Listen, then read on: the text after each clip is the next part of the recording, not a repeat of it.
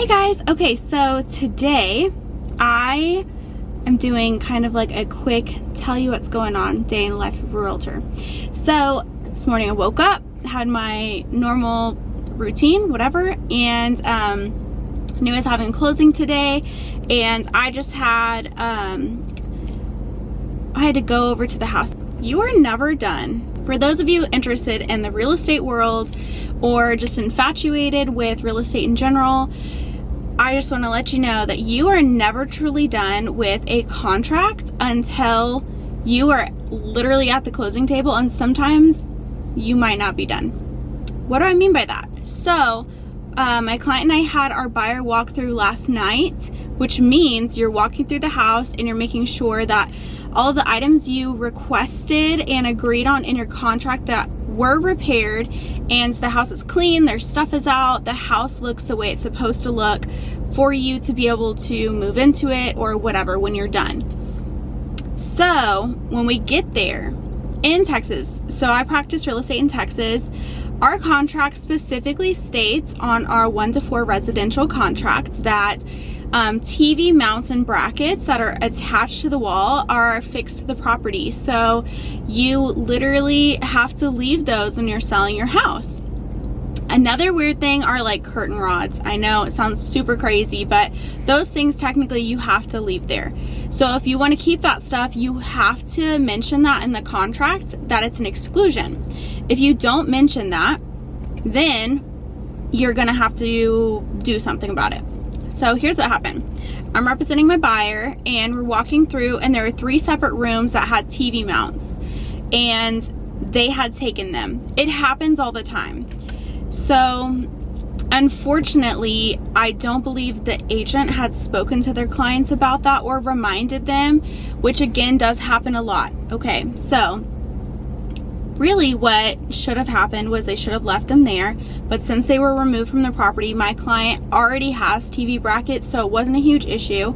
However, specifically in the contract, it states that you are supposed to have those holes fixed.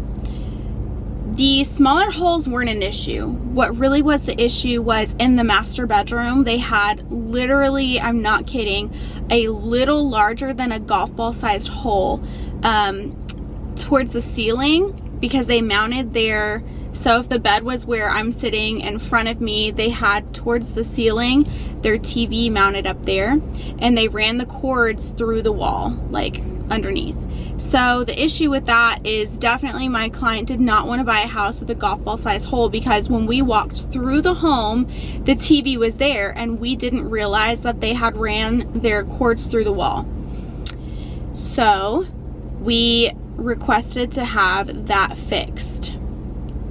Is it stressful? Absolutely. I literally stood there in the home with my client. He was a little upset, not at me, just, you know, it happens when you're buying a home. You are stressed out. If you are the easiest going person, you're gonna be stressed out. So I'm like, don't you worry, I got this, I'm gonna fix it. Let me make a couple phone calls. So I'm calling my broker, letting her know what's going on. She's like, this is what I would do. Cool. So I'm calling contractors, and I am so grateful that I have friends in low places, because a friend of mine that I'm actually in Women's Council of Realtors with, her husband does general contracting. He changed his schedule around to go out there this morning, the day of closing. He fixed and painted and did all of the spackling and whatever texture for my client, and charged the sellers. Sellers paid up front. All is good to go. And so, yeah, it was a very stressful moment. If you are thinking about getting into real estate, just know that things happen in buyer walkthroughs. I always suggest doing them the evening before or right before closing. You can as well, maybe an hour before, except that gives you a little less time to fix things if something like that does arise. So just keep that in mind. My client, actually, he is military, so he couldn't make it to essentially the second buyer walkthrough to make sure that stuff was fixed. So I went and swung by the house for him. That's a word.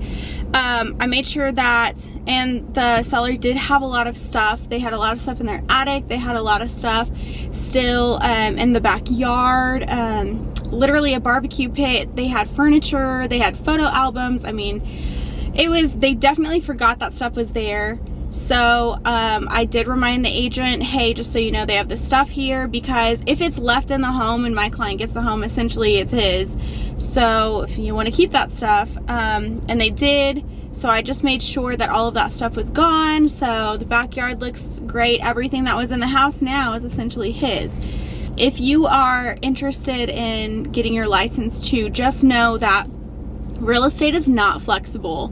It is extremely tiring. You have to be on your game all the time. And like my active contracts, actually, if I know that I'm going to be doing something, I carry around their file with me. Like I went on vacation and I carried their file with me in case something came up that I needed to reference.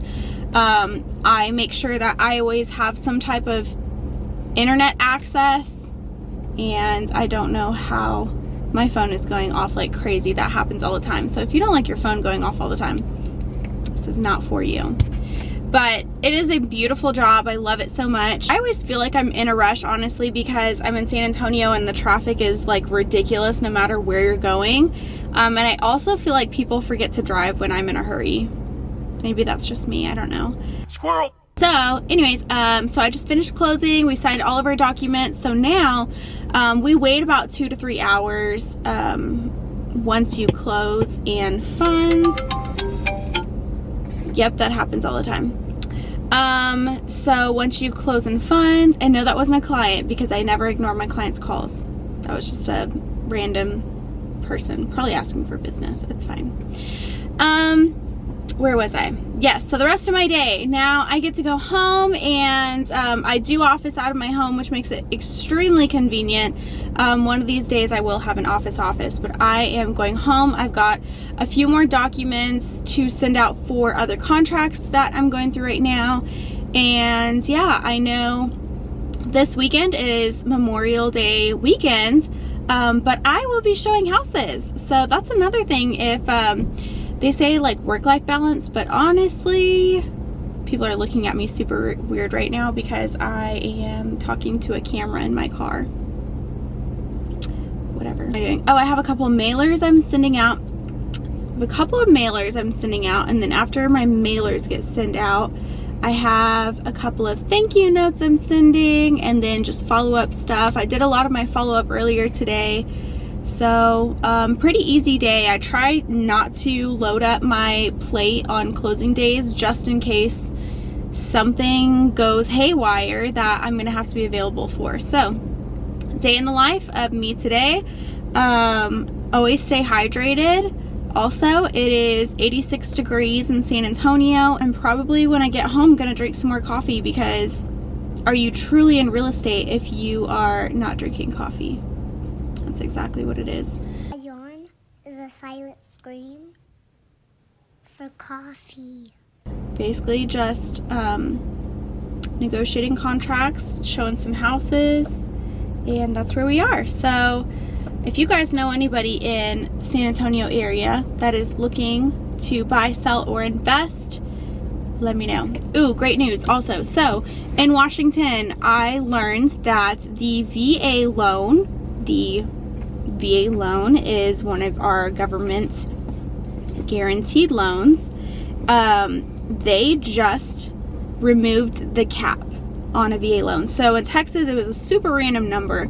It was like $483,350, something like that. Very random number, 480 something. So for example, if you're buying your first house and it was 200,000, for easy math purposes, you'll have another 280,000 that you could use for your second house. What they did is they removed that cap. So in Texas, yes, you can get a couple of houses with that cap. However, in states like California, where an average single family home starts at 600,000, you would have to get a VA loan for the 400 and whatever it was allotted for, and then get a conventional loan for like the other 200. So you'd have to pull out multiple loans. That's a hot mess. So they did away with that. I think it's a great thing. And what is really, really, really great, the opportunity behind it, and you're able to, you know, like invest with that. I feel like. So they should be announcing that fairly soon, and I would definitely let you know as soon as I hear more details on it. I don't know if they're gonna put any kind of stipulations on it. We'll see. So that came out. I'm super excited. I'm letting all of my military clients know about it, and this is why I go to these conferences. I didn't know when I made my video about Washington last week or whenever I did it, I didn't know about the VA loan limit yet. I had one more day at my conference, and at that day is where they told us about that. So exciting news coming. The real estate industry will be changing with different bills that are, you know, kind of circulating, and it is really great if you have a realtor that is staying informed and reading all the time, being involved, and just knowing what is going on in the community, because that truly does affect you. I know it sounds crazy, but it really does. If your realtor is informed, they'll be able to sell your house in creative ways that maybe other people didn't know about. So yeah, I hope you guys enjoyed this vlog. Let me know if there is something that you would like to learn about, because I am happy to share my knowledge. If you're an agent and you want, you know, agent tips and tricks, I would be happy to share that as well. So, oh, I know what I'm doing. Because I'm in San Antonio, I made these cute little pop-bys for my past clients.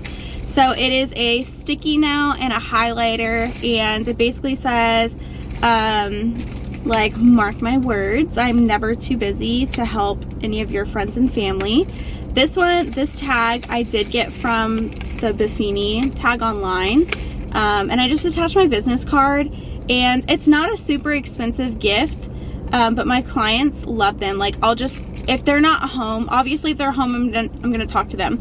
But if they're not home, I'll just set it on their doorstep, and they'll text me or call me or something later and be like, thank you so much, that's so cute. So if you guys want a different way of engaging with your sphere and your past clients, I love doing pop-bys. I think it's so cute. I love being face-to-face with my clients and just letting them know, hey, I'm still here. Is there anything that I can do for you right now? And they absolutely love it. So I hope you like this little pop-by trick, and we'll see. Maybe it'll spark up some business. That would be kind of cool. But again, that's really not the point of them. So actually, if you are doing things just to get business out of people, then shame on you.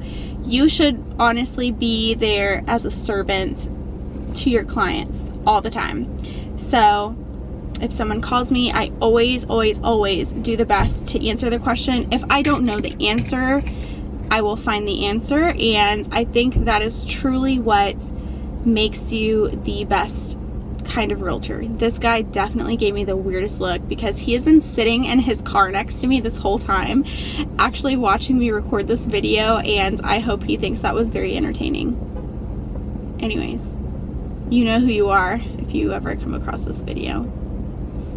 Okay guys, I'm gonna end it with that. I would literally need coffee right now. I feel like I'm dying. Coffee is life.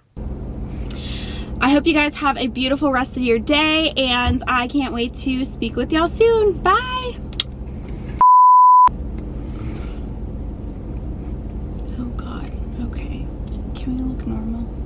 Oh my God, let's get it together.